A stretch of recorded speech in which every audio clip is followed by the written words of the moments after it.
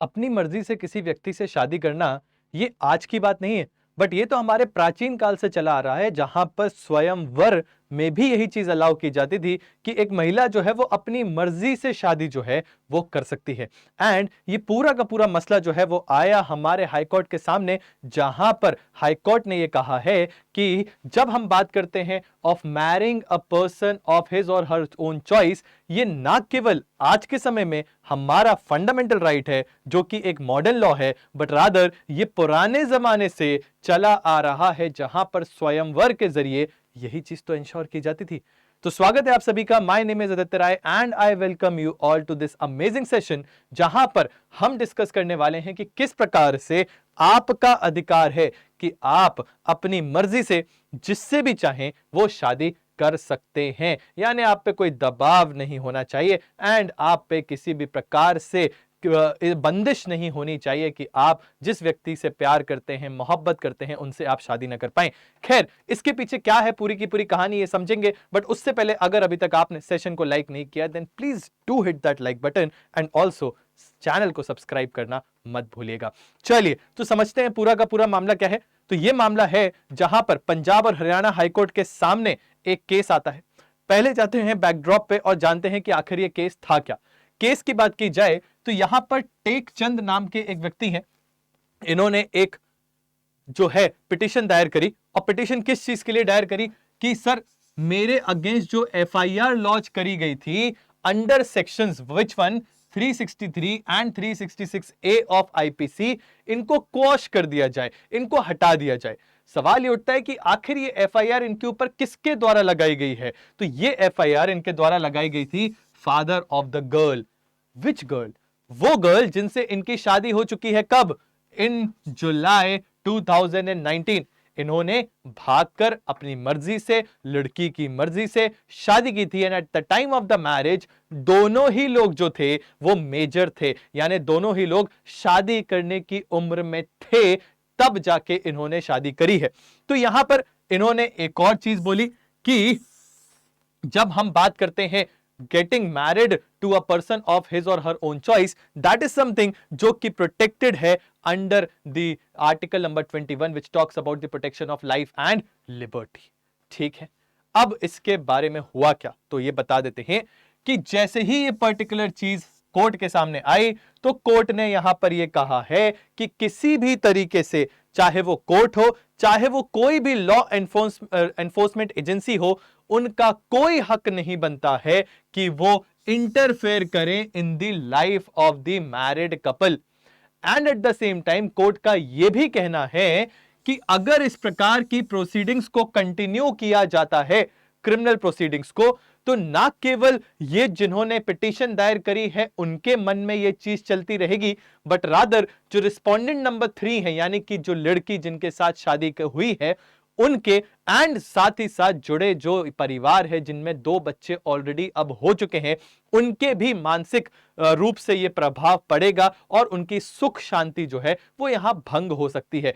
जबकि ये जो पूरी शादी हुई है, पॉइंट नंबर 1 मेजर्स के द्वारा हुई है, पॉइंट नंबर 2 अपनी सहमति के द्वारा हुई है, पॉइंट नंबर 3 ये खुशी खुशी एक दूसरे के साथ कोहैबिट कर रहे हैं, पॉइंट नंबर 4 इनके 2 बच्चे भी हो चुके हैं। चूंकि यहां पर इतनी सारी चीजें एक साथ सब कुछ in the direction of positivity हुई है, तो हम कैसे इसमें इंटरफेयर कर सकते हैं, ये यहां पर कोर्ट का कहना है। At the same time court ने यह भी कहा कि जब हम बात करते हैं इंडियन कल्चर की, तो आपको ये पता होना चाहिए कि हिंदू मैरिज जो है वो ना ही कोई कॉम्प्रोमाइज है, ना ही वो कोई कॉन्ट्रैक्ट है।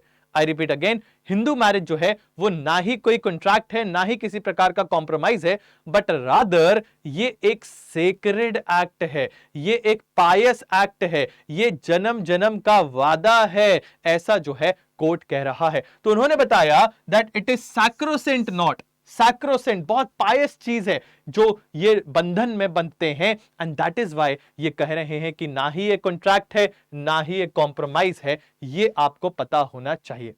And at the same time जब हम बात कर रहे हैं हिंदुस्तान में शादी की, तो it is not only meeting of two people physically, but rather ये मीटिंग ऑफ द फैमिलीज है। ये एक ऐसा पर्टिकुलर इवेंट है जिसमें दो फैमिलीज जो हैं वो जुड़कर एक होती हैं। And at the same time India में the importance of marriage further finds support from the fact that a child from a couple without marriage is not recognized as a child from a duly wedded couple। तो ये वो चीज है जो आपको पता होनी चाहिए। एंड इन्हीं सभी चीजों को देखते हुए ये जो पिटीशन दायर करी गई है कि एफआईआर को क्वॉश किया जाना चाहिए, वो हम अलाउ करते हैं, ये कहा है कोर्ट ने। अब समझते हैं जल्दी से कि आखिर न्यूज में क्या है। तो न्यूज में वापस से आते हैं, यही चीज बताई गई है कि दो कपल थे, या रादर एक कपल है जिसमें दो लोग हैं। इन दोनों ने अपनी मर्जी से 2019 में शादी करी। जैसे ही इन्होंने अपनी मर्जी से शादी करी, उसके बाद भी जो पिता है लड़की के, उन्होंने लड़के के खिलाफ केस दायर कर रखा है। केस दायर किया कि मेरी बच्ची को किडनैप करके भगा के ले जाया गया एंड उसकी मर्जी के विरुद्ध उससे शादी करी। हाउएवर ये चीज वेल स्टैब्लिश्ड है कि अगर मर्जी के खिलाफ शादी होती तो इन लोग 2019 से साथ में रह रहे हैं, इनके दो बच्चे हैं, और रिस्पोंडेंट नंबर 3 को बुला के भी पूछा जा चुका है, वो जो है खुशी खुशी इस चीज को सपोर्ट कर रहे हैं। तो चूंकि किसी भी प्रकार का कंटेंशन यहां पर अगेंस्ट द मैरिज देखने को नहीं मिला है, इस वजह से ये जो फैक्ट था it was very well established, that is कि जो शादी है वो सोलेमनाइज सही तरीके से हुई है। अब सवाल सिर्फ इतना था कि क्या एक व्यक्ति अपनी मर्जी से शादी कर सकता है, तो ये बताया गया कि ये तो ऑलरेडी स्टैब्लिश्ड है, ये तो ऑलरेडी स्टैब्लिश्ड है कि इंडिया में फंडामेंटल राइट है आपका to marry a person of his और हर ओन चॉइस। एंड ये आता है किस आर्टिकल के अंदर? It is protected under article number 21 of the Indian constitution. आपके लिए सवाल है, और सवाल ये है, कमेंट करके जाइए और ये बताइए कि किस पर्टिकुलर केस में ये डिसाइड हुआ था कि एक व्यक्ति अपनी मर्जी के पार्टनर को चूज कर सकता है। It is a recent development, आपको पता होना चाहिए। चलिए जल्दी से देखते हैं आगे। यहां पर बात की जा रही है 363 की। तो 363 बात करता है किडनैपिंग की कि अगर किसी व्यक्ति को किडनैप किया गया, किसी व्यक्ति के द्वारा किडनैप किया गया है, तो क्या पनिशमेंट दी जाएगी उस किडनैपर को। At the same time 366A बात करता है procuration of a minor girl. Minor, but क्या यहां पे जो महिला जिनकी शादी हुई है, क्या वो माइनर थी? Answer is no. सिंस वो माइनर नहीं थी, तो किस प्रकार से ये सेक्शन जो है वो कंटिन्यू हो रहा है अभी तक, यही तो सवाल है। एंड इसीलिए तो हाई कोर्ट ने कहा कि नहीं, अब ये वो चीज है जिसको माना नहीं जाएगा। ठीक है, सो आई बिलीव आपको ये सारी चीजें समझ में आई होंगी। यहां से जो टेक अवेज है हमारे लिए वो क्या है? सर हमारे लिए टेक अवेज जो है that there is a right of a person to marry a person of his और हर ओन चॉइस। और ये प्रोटेक्टेड है किस आर्टिकल के अंदर? तो sir article number 21। The question for you guys is कि आपको जाकर पता करना है कि ये किस केस लॉ में स्टैब्लिश हुआ था, और उस केस लॉ का नाम आपको नीचे कमेंट सेक्शन में हमें जरूर बताना है। इसी के साथ साथ उन बच्चों के लिए जो कि कर रहे हैं लॉ एंट्रेंस एग्जामिनेशंस की तैयारी, तो आपको पता होना चाहिए क्लैट एलेट 2024 के लिए we have our dedicated batch which is known as the toppers 3.0 batch. आप इस बैच को अवेल कर सकते हो with this discount sir and ma'am. ये जो डिस्काउंट है आप देख पा रहे होंगे, Y692 कोड है। जैसे ही आप इसको यहां पर लगाओगे, you will find an off 78%। और ये जो पूरा का पूरा कोर्स है, ये आपको नियर अबाउट 11,000 रुपीज में ही मिल जाएगा।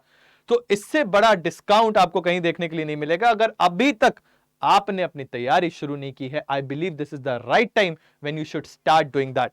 सिमिलरली अगर आपने स्लैट वगैरह की तैयारी करनी है, तो सर ये पर्टिकुलर कोर्स है जिसका कॉस्ट जैसे ही आप ये कोड लगाओगे वो आ जाएगा नियर अबाउट 8,000 रुपीज।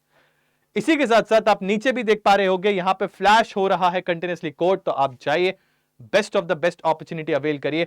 और इसी के साथ कमेंट करके जरूर बताइएगा कि कौन सा है वो केस लॉ जिसमें एस्टैब्लिश हुआ है that a person has the fundamental right to marry a person of his और her own choice. With this I am signing off. My name is Aditya Rai. Thank you so very much for your valuable time. Keep studying, keep grilling. Jai Hind.